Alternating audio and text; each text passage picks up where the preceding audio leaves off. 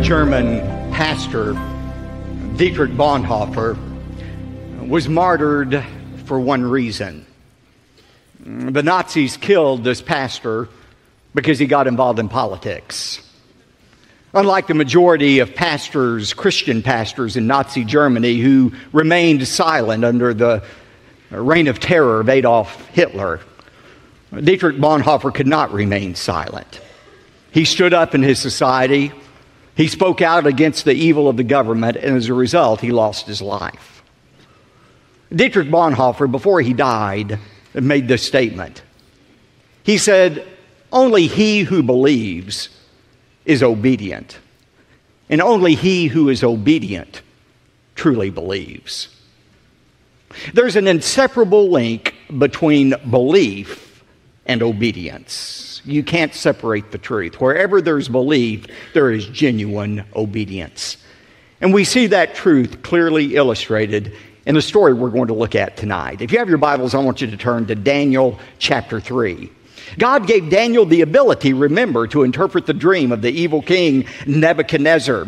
And when Daniel recounted the dream and explained it to Nebuchadnezzar, remember Nebuchadnezzar's response? He fell down. He worshiped the God of Daniel, the Yahweh, the true God. And not only that, he elevated Daniel and his friends, Shadrach, Meshach, and Abednego, to places of prominence, of rulership in the Babylonian country. Now that was his first response, to worship God. But then in tonight's story, which takes place shortly after chapter 2, we see Nebuchadnezzar having a more humanistic response to this vision, a vision that said basically, Nebuchadnezzar, your days are numbered as king of Babylon. Babylon is going to cease. You're going to cease to exist. There's another kingdom coming after you. And notice Nebuchadnezzar's reaction to the truth that his kingdom would one day come to an end. We find it in verse 1 of chapter 3. Now Nebuchadnezzar, the king, made an image of gold, the height of which was 60 cubits. A cubit is about 1.5 feet. So it was a statue 90 feet high. Its width was 6 cubits or 9 feet. And he set it up on the plain of Dura in the province of Babylon. As Nebuchadnezzar thought about this dream and thought about the end of his kingdom, he said, you know what? I'm going to do whatever I can to prevent the end of my kingdom. I'm going to take matters into my own hands. I'm going to see if I cannot somehow thwart the sovereign will of God. And Nebuchadnezzar's motivation in this was not religious or spiritual. He didn't want people to worship him as God. Instead, he wanted their political loyalty. He wanted people to bow down, kind of like saluting the flag, and pledge their allegiance to Nebuchadnezzar. That way, Nebuchadnezzar thought he could make sure that there was no rebellion against him that would cause him to lose the kingdom. Now, it's said that this statue, 90 feet high, 9 feet wide, was set up on the plain of Dura. Notice that in verse 1, the plain of Dura. Archaeologists have determined that this plain of Dura was 6 miles south of ancient Babylon. We were talking about archaeological evidence for the veracity of the Bible this morning. Some years ago, French archaeologist Julius Opère found on the plain of Dura a base, a large brick construction that was 45 square feet and 20 feet high that very well could have been the base of this great statue that was made of Nebuchadnezzar. Now, again, the reason for this statue was not spiritual, but political. Look at verse 2. Then Nebuchadnezzar, the king, sent word to assemble the officials of Babylon. That is, the satraps. They were kind of like city council members who governed over different provinces of Babylon. The prefects, the governors, the counselors. He brought them all up for the dedication of the image that Nebuchadnezzar had set up. And look at verses 4 and 6. Then the herald loudly proclaimed, "To you the command is given, O people, nations, and men of every language, that at the moment you hear the sound of the horn, the flute, the lyre, the trigon, the psaltery, the bagpipe, and all kind of music, you are to fall down and worship the golden image that Nebuchadnezzar the king has set up. But whoever does not fall down and worship shall immediately be cast into the midst of a blazing furnace." Now, verse 7.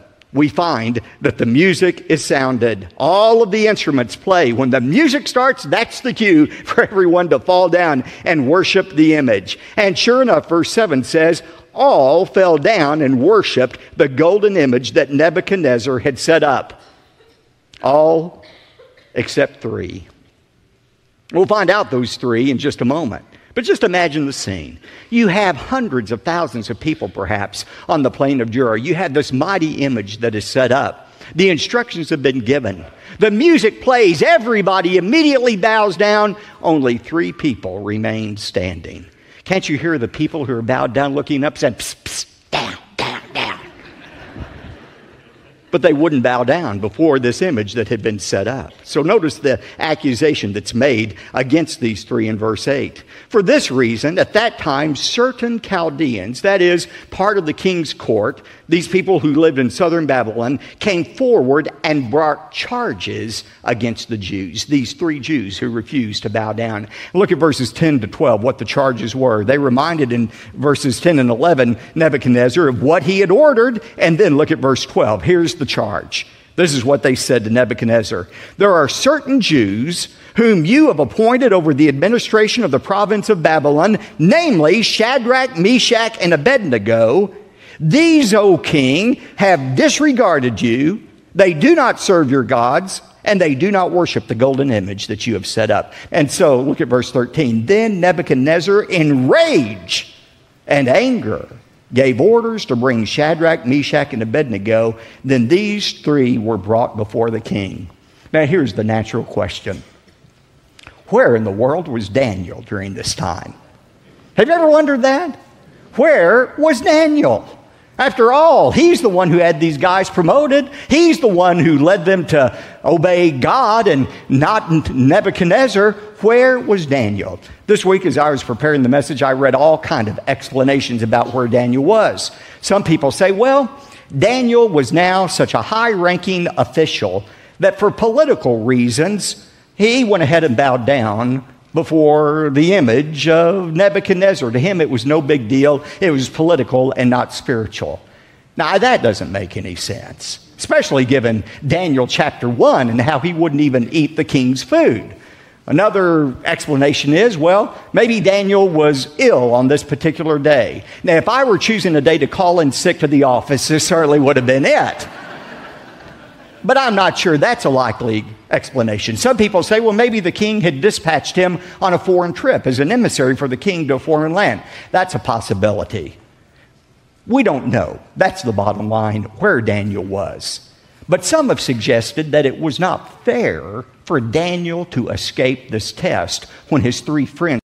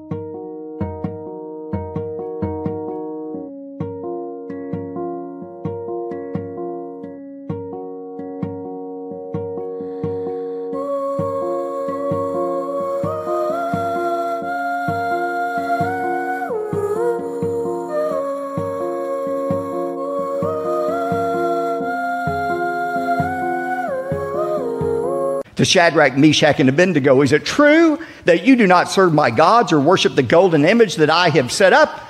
He said, maybe you all misunderstood, so let's try this again.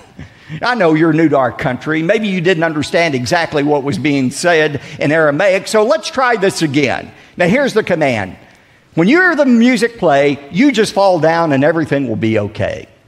However, he says in verse 15, but if you do not worship, you will be immediately cast in the midst of a furnace of blazing fire. And what God is there who can deliver you out of my hands?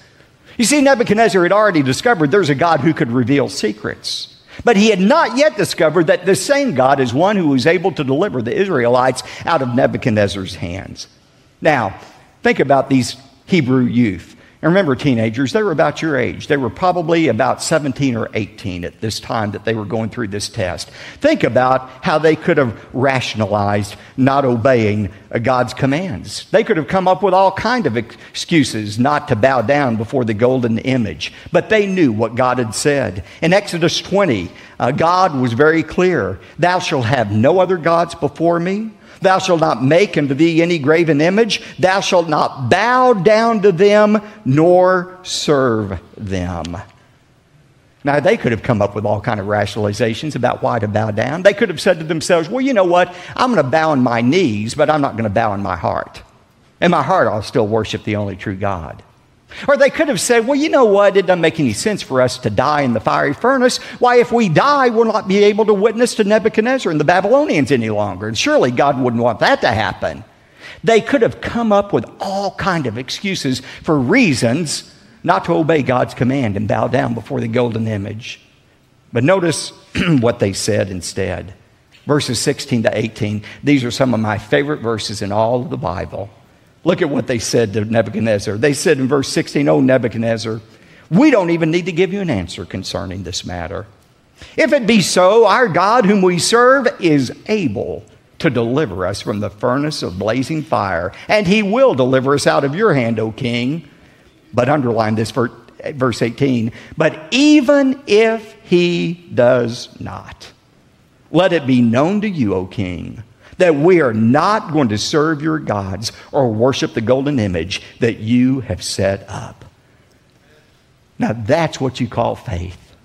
They said, "King, we believe our God is able to deliver us, and if he wants to, he'll deliver us out of your hands. But even if he chooses not to deliver us, we are still going to obey him." Ladies and gentlemen, that is faith. Obedience to God in spite of the circumstances. It's not always God's will to deliver us out of trials. It wasn't God's will to deliver Jesus out of suffering, or Peter, or Paul, or most of the apostles. God's will for them was death, but they still obeyed God. This is the perfect demonstration of what true faith is, obeying God regardless of what he does. Now look at verse 19, the execution of the sentence. "Then Nebuchadnezzar was filled with wrath, and his facial expression was altered toward Shadrach, Meshach, and Abednego." His face was just contorted. He was so angry. And he answered by giving orders to heat the furnace 7 times more than it was usually heated.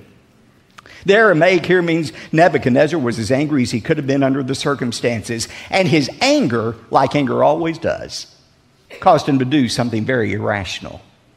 You know, when you're angry, you are literally out of your mind. And that's what Nebuchadnezzar was, because he does a very irrational thing. He says, "I want that furnace heated up 7 times the normal heat." Now think about it. If he was really angry, as he was with these 3 men, he wouldn't want the temperature raised. He'd let it stay at the normal temperature so that they would suffer as long as possible in that furnace instead of being consumed immediately by it being 7 times hotter than it usually was. But Nebuchadnezzar wasn't rational. One commentator said Nebuchadnezzar's furnace was hot, but he himself got hotter. And when a man gets full of fury, he gets full of folly. Great words. Look at verse 21.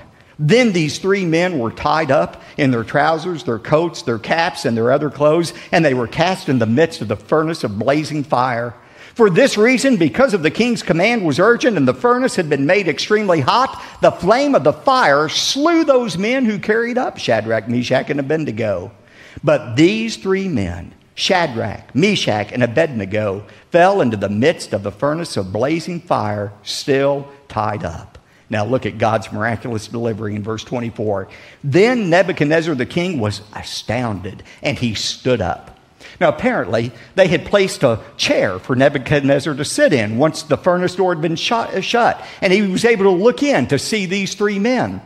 And when he looked into that blazing fire, he was so astounded by what he saw, he immediately stood up. And he said to his high officials, "Was it not 3 men we bound into the midst of the fire?" They replied to him, "Certainly, O king." Verse 25, he said, "Look, I see men loosed, 4 of them, walking about in the midst of the fire without harm, and the appearance of the 4th is like a son of the gods. Three things amazed Nebuchadnezzar. First of all, these men who had been tied up were suddenly now free. Secondly, they were walking around without being consumed by the fire. But most importantly, there were no longer three men in there. There was a fourth man in there. And that fourth person they saw looked like a son of God. Who was that fourth person in there? I believe it was the angel of the Lord. Anytime in the Old Testament you read about the angel of the Lord, that is a reference to the Lord Jesus Christ. The incarnate, pre-incarnate appearance of Jesus Christ. That fourth person looked like a god to them. Verse 26, then Nebuchadnezzar came near to the door of the furnace, and he responded and said, Shadrach, Meshach, Abednego, come out, you servants of the Most High God, and come here. And then Shadrach, Meshach, and Abednego came out in the midst of the fire. He wanted them out of the furnace. He called them servants of the Most High God. And look at verse 27. All of the officials gathered around and saw in regard to these men that the fire had no effect on their bodies.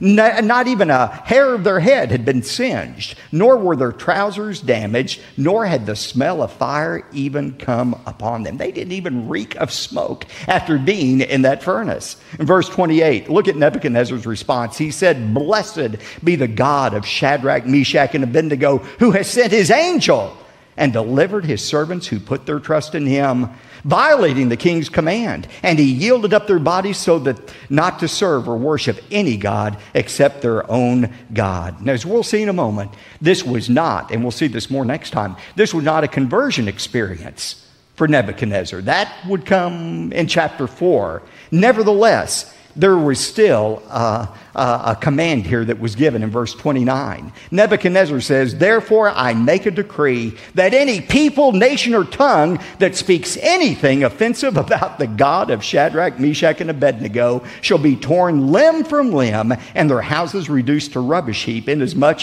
as there is no other God who is able to deliver in this way. Now notice, Nebuchadnezzar did not denounce all other gods. He simply recognized that the God of these three Hebrew youth was a legitimate God. And in fact, he was a superior God to any other God he knew of, because this was a God that was able to deliver these Hebrews out of Nebuchadnezzar's hands. Now, as impressive as a comment that is, God is not impressed by it.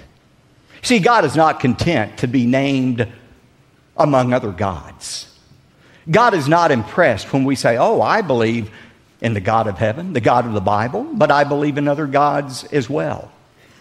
I'm saying this often right now as I go around our country. What we call plurality in our country, the worship of many gods, what we celebrate as tolerance and plurality, God has another name for. It's idolatry. The First Amendment of our Constitution has not replaced the first commandment of God. God said, you shall have no other gods before me. God commands our exclusive worship. He has no tolerance for any false gods or any false idols. And by the way, a false idol, a false god doesn't have to be a wooden statue. As I heard my friend David Jeremiah say today, we have American idols as well. Those American idols sometimes are money. We bow down before money. We worship money. Sometimes it's pleasure, entertainment. Sometimes it's sports. Sometimes it's scholastic achievements. But God is a jealous God. He said, you worship me exclusively. That's the kind of worship our God demands.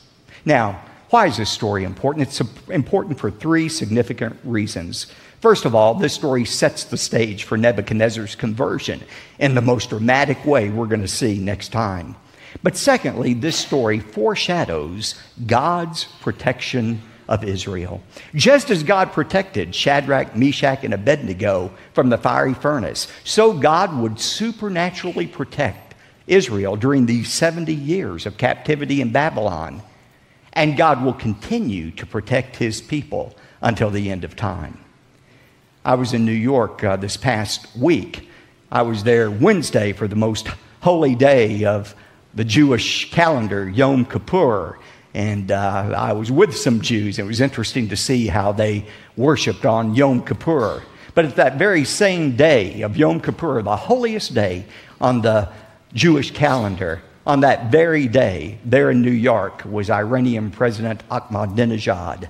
And there he was in the UN, breathing threats against Israel. Monday of that week in New York, he said, Israel will be eliminated from the face of the earth. Now I'm going to make to you a prophecy that I promise will come true. This is an absolute 100% prophecy that will come true. President Ahmadinejad will be eliminated before Israel is eliminated. You can rest assured, because Israel is God's nation, and Israel has the promise of God's protection. God protected them for 70 years during that Babylonian captivity, and He will protect them until the end of time. But the third truth that you see in the passage is this. This passage reminds us of the importance of unconditional faith and obedience. Remember, true faith is not believing God is going to do what we want Him to do. True faith is the resolve to obey God in spite of the circumstances. It's the faith that Job expressed when he said, "Though He slay me, yet will I trust in Him." Only he who is obedient believes, and only he who believes is truly obedient.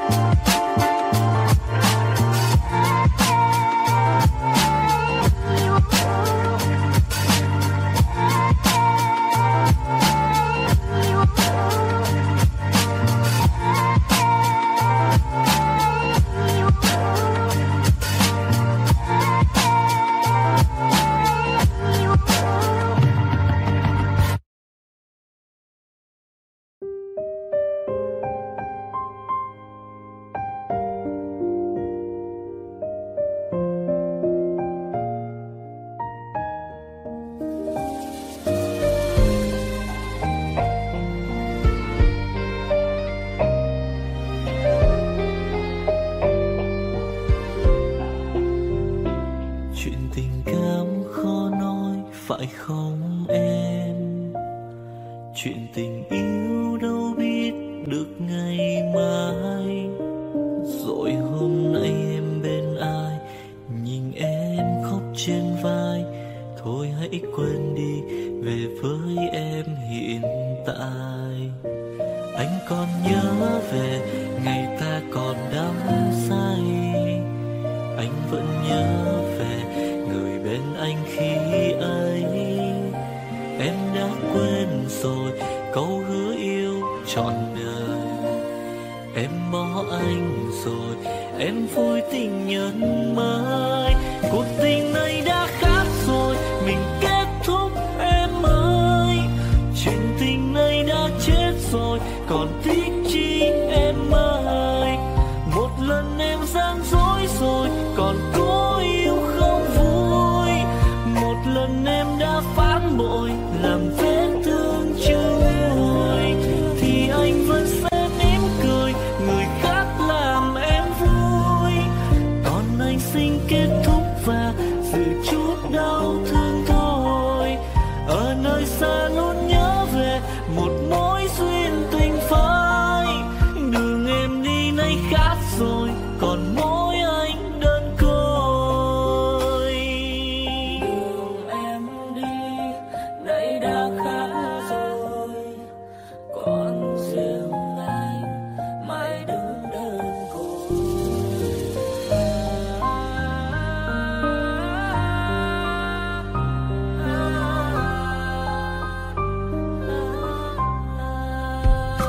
Anh còn nhớ về ngày ta còn đắm say. Anh vẫn nhớ về người bên anh khi ấy. Em đã quên rồi câu hứa yêu trọn đời. Em bỏ anh rồi, em vui tình nhân mới. Cuộc tình này đã khác rồi, mình kết thúc em ơi.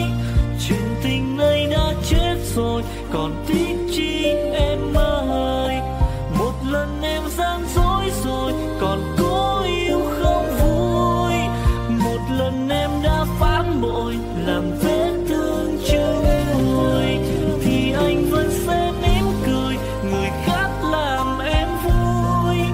Còn anh xin kết thúc và giữ chút đau thương thôi. Ở nơi xa luôn nhớ về một mối duyên tình phai. Đường em đi nay khác rồi, còn mỗi anh đơn côi. Cuộc tình này đã khác rồi, mình kết thúc em ơi. Chuyện tình này đã chết rồi, còn tiếc chi em ơi.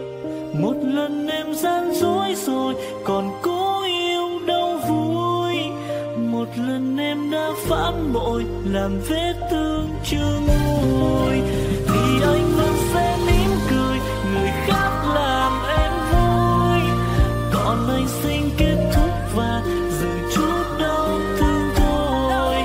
Ở nơi xa luôn nhớ về một mối duyên tình phai. Đường em đi nay khác rồi, còn mỗi anh đơn côi. Ở nơi xa luôn nhớ về một mối duyên tình phai. Đường em đi nay khác rồi, còn mỗi xin anh thôi.